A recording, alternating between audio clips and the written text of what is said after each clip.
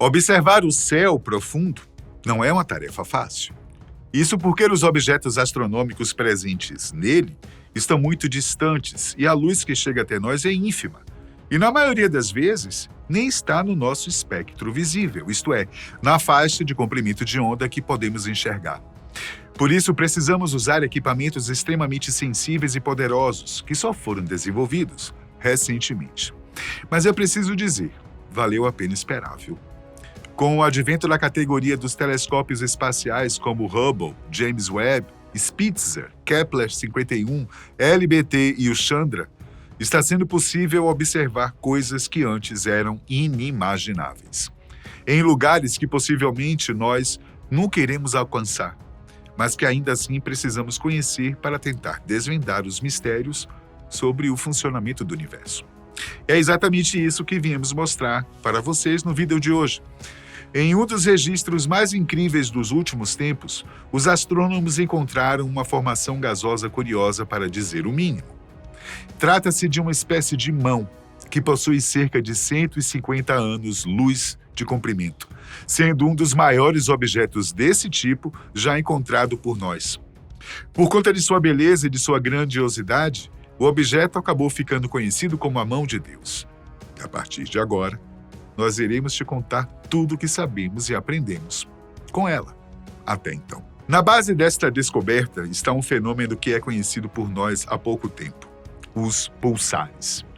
Trata-se de um tipo de objeto que foi observado pela primeira vez no final da década de 1960, momento em que nós já havíamos formulado a maior parte do conhecimento que temos sobre as estrelas na atualidade. Por isso, não é de se estranhar que quando a estudante de radioastronomia britânica Jocelyn Bell registrou uma série de pulsos de rádio uniformes em áreas remotas do espaço, ela pensou que estava diante da manifestação de uma civilização extraterrestre inteligente. Para nós aqui na Terra, as ondas de rádio são usadas principalmente nos meios de comunicação. Então não era absurdo pensar que estávamos recebendo mensagens de uma civilização vizinha. O fenômeno também chamou a atenção de Tony Hewish, o orientador da tese de Jocelyn, que tinha muito mais experiência na área. No entanto, depois de investigar melhor o evento, eles perceberam que esse mesmo tipo de emissão podia ser encontrada em outros lugares do espaço, o que indicava que era um fenômeno natural, ou que haviam encontrado não apenas uma civilização alienígena, mas um conglomerado de seres de outros mundos.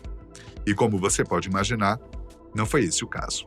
Na verdade, eles estavam descobrindo um novo tipo de estrela, os pulsares, que estavam girando sobre si mesma e emitindo feixes de luz que cruzavam com a face visível da Terra milhares de vezes por hora, sem parar, como se fosse uma espécie de farol cósmico. Mas de onde esses objetos surgiram? Nós já sabemos que o destino de uma estrela semelhante ao nosso Sol é se tornar uma anã branca.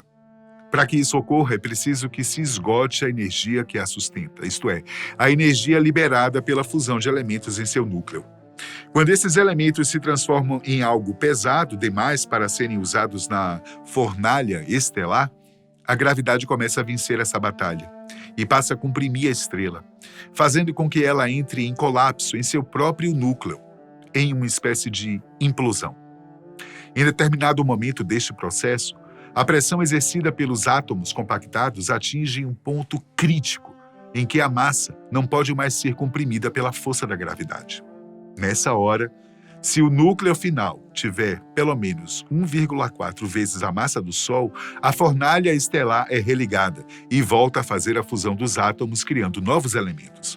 Essa nova estrela, mais densa e mais potente, é chamada de anã branca, o destino mais provável para a maioria das estrelas do universo. No entanto, se a estrela original for um pouco maior e mais densa, tendo pelo menos 10 ou 20 vezes a massa do Sol, é possível que surjam objetos mais exóticos. Quando uma fornalha de uma estrela massiva não consegue mais fundir novos elementos, ela também entra em colapso. Mas como a pressão exercida sobre ela é muito maior devido ao seu tamanho e sua massa, além de implodir sobre seu próprio núcleo, ela também ejeta grande parte de seu conteúdo, formando uma supernova. a principal forma pela qual os elementos produzidos por uma estrela são lançados no universo. Porém, nem tudo é perdido. Boa parte do material daquele astro permanece condensado em seu núcleo, que agora é bem menor e mais denso. Geralmente, esse objeto tem entre 10 a 20 quilômetros, o tamanho de uma cidade pequena. Por isso, a depender de sua massa, ele pode colapsar o próprio espaço e se tornar um buraco negro, sugando toda a matéria ao seu redor, incluindo a própria luz. Porém, se a massa restante não for tão grande assim, a gravidade continua exercendo força sobre o núcleo. Mas a energia usada para isso é tão forte que, ao invés de religar a fornalha para forjar novos elementos, a estrela passa a fundir as próprias partículas elementares dos átomos, unindo prótons, positivo, com elétrons, negativo, para formar nêutrons, que têm carga elétrica neutra, como o próprio nome indica. E assim são geradas as estrelas de nêutrons. Mas o que elas têm a ver com os pulsares? Tudo, pois elas são os pulsares. Na verdade, nem todas. Pulsares são apenas um tipo de estrelas de nêutrons, mas também podem existir outras, como magnetares, ultradensas, exóticas, isoladas, de raio-x anômalas. A principal característica desse tipo de estrela é que elas criam campos magnéticos muito fortes. Os magnetares, por exemplo, geram campos tão potentes que são capazes de ejetar raios-x e raios gamas, que são algumas das radiações mais potentes conhecidas por nós. Esse tipo de emissão é tão poderosa que é capaz de deformar a superfície da estrela. No caso dos pulsares, o atributo que as distingue é que seu campo eletromagnético é bem organizado em seus polos, norte e sul, assim como acontece aqui na Terra. Isso porque ela gira em seu próprio eixo em alta velocidade, da mesma forma que o nosso núcleo. Por isso o efeito é semelhante. No entanto, no caso dos pulsares, essa rotação é rápida, fixa e constante, o que faz com que ela crie algo extremamente importante para nós: padronização. É por isso que os pulsares são conhecidos como faróis cósmicos, pois eles sempre emitem luz exatamente no mesmo ritmo, como se fosse um relógio. Com isso, é possível usar essa pulsação para medir o tempo, distância e tamanho de outros objetos ao seu redor, pois ele se torna uma referência segura para estudarmos astros que estão extremamente distantes de nós. Incrível, né?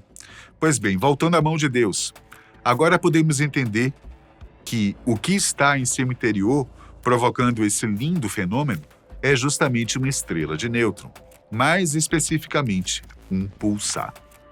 A imagem que você está vendo agora foi capturada pelo Observatório de Raio-X Chandra, um telescópio espacial da NASA, lançado em 1999. O nome oficial desse astro é PSR B150958, ou apenas B1509. E não é à toa que ele ficou conhecido popularmente como Mão de Deus. Mas isso não foi escolhido aleatoriamente, é claro. O formato criado pelo padrão da explosão da supernova que gerou essa estrela de nêutron formou um desenho que realmente parece um punho entreaberto, sendo que o pulsar está no centro da palma, o polegar está do lado direito e os demais dedos na parte superior. Trata-se de uma pareidolia, um fenômeno psicológico que nos permite enxergar padrões em objetos aleatórios, como acontece nos desenhos das nuvens, por exemplo, mas que mal tem colocar um pouco de imaginação em nossas descobertas, não é não? E foi justamente isso que aguçou nossa curiosidade para aprender um pouquinho mais sobre esse evento. Atualmente, nós já sabemos que esse padrão foi criado pelo vento, gerado pela rotação e pelas emissões de radiação e partículas elétricas da estrela. Além disso, novas observações feitas com telescópios de raio-x mais modernos, como o NuSTAR, mostraram que existem regiões com diferentes níveis de energia, sendo que as áreas em vermelho têm níveis menores, verde são intermediária e azul com alta energia, principalmente ao redor da estrela. Também sabemos que ela está a 17 mil anos-luz da Terra, o que é incrível, pois o diâmetro estimado da B1509 é de apenas 18 quilômetros, mais ou menos a distância do centro de São Paulo até o Aeroporto Internacional de Congonhas, dependendo do trajeto escolhido. Poder enxergar algo assim é simplesmente extraordinário. O pulsar responsável pela mão de Deus também é bastante jovem para os padrões cósmicos, tendo apenas 1.700 anos. Mesmo assim, ele já se tornou um dos objetos astronômicos mais fascinantes já encontrados por nós e com certeza nos ajudará em diversas outras descobertas que iremos fazer nos próximos anos. E aí, gostaram de conhecê-lo? Deixa seu comentário aí e até a próxima.